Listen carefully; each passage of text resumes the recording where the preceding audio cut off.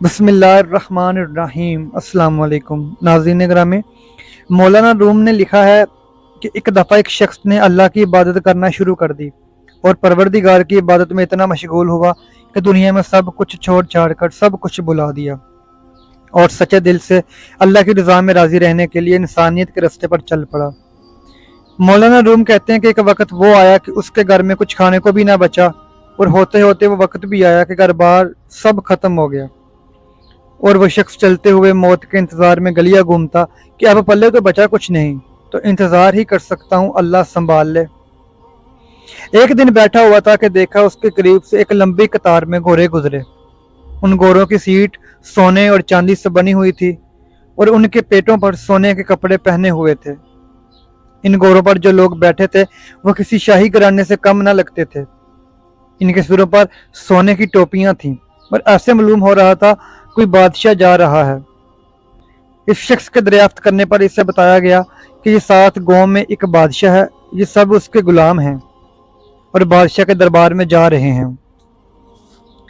वो शख्स कुछ देर हैरान हुआ कि ये हालत गुलामों की है तो बादशाह की क्या हालत होगी। उसने आसमान की तरफ मुंह उठाकर कहा, मेरे बादशाह, मेरे मालिक, मेरे अल्लाह, शिकवा तो तुझसे नहीं करता, लेकिन इस बादशाह से ही गुलामों का ख्याल रखना सीख ले। इतनी बात कहकर वो शख्स चल दिया।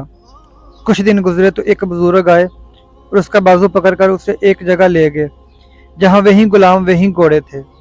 और देखता क्या है कि किसी घोड़े की टांग कटी हुई है, किसी गुलाम का धड़ घोड़े की पुश्त पर पड़ा हुआ है, किसी गुलाम के हाथ कटे हुए हैं, किसी के सर से खून निकल रहा है, कोई घोड़े को जख्मी हालत में वापस लेकर जा रहा है। वो शख्स हैरान हुआ और बुजुर्ग से पूछा, जनाब आप कौन हैं और ये सब क्या माजरा है। उस वक्त उस बुजुर्ग ने कहा कि ये वही गुलाम हैं जो इस दिन सोने में लिपटे हुए थे और आज ये एक जंग से वापस आ रहे हैं, इसलिए इनकी ये हालत है।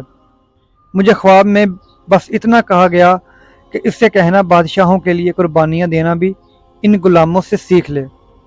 हकीकत में हमें कुर्बानी देना आया ही नहीं, चाहे दीन का मामला सीधा करना हो, रिश्तेदारों का या दुनिया का। जिस दिन हम कुर्बानी देना सीख लेंगे दीन के लिए, अपनों के लिए और दीन के लिए, इस पर तवक्कल करना सीख लेंगे, उस दिन शहनशाह अल्लाह रब्बुल इज़्ज़त हमें ऐसी बादशाहत अता फरमाएगा जो कभी ना ख़त्म होगी। सुबहान अल्लाह।